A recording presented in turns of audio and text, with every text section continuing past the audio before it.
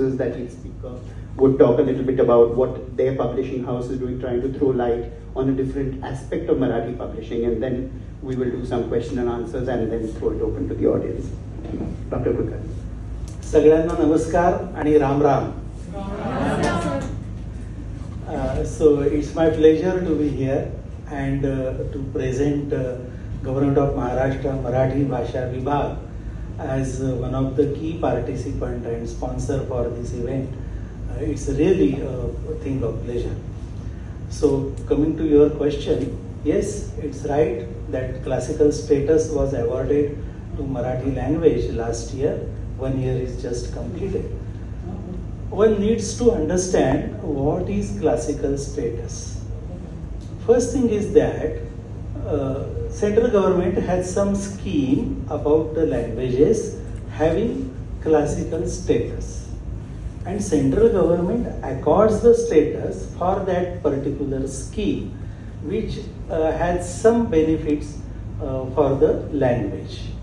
So this is nothing but inclusion of Marathi language in that central scheme as classical language, because our Marathi language was a classical language, is a classical language, and will remain as classical language, and that all of us know.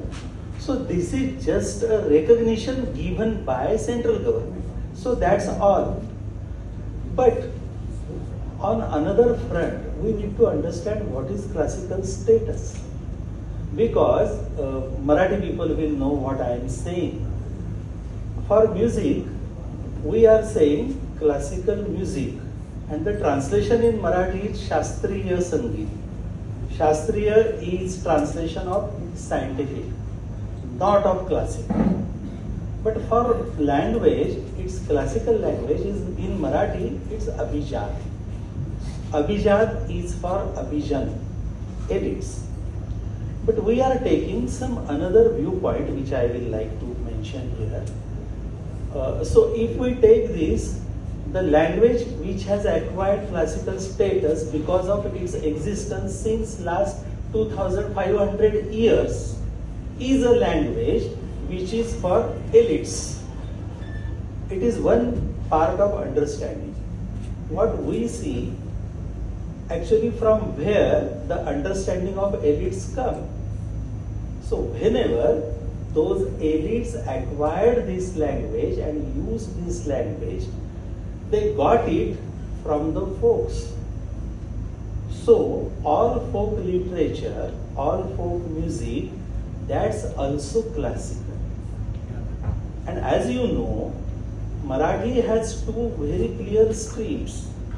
One is standard language, which is dominated and influenced by Sanskrit, and another is folk language. In Marathi we call it Boli Bhasha, local dialect.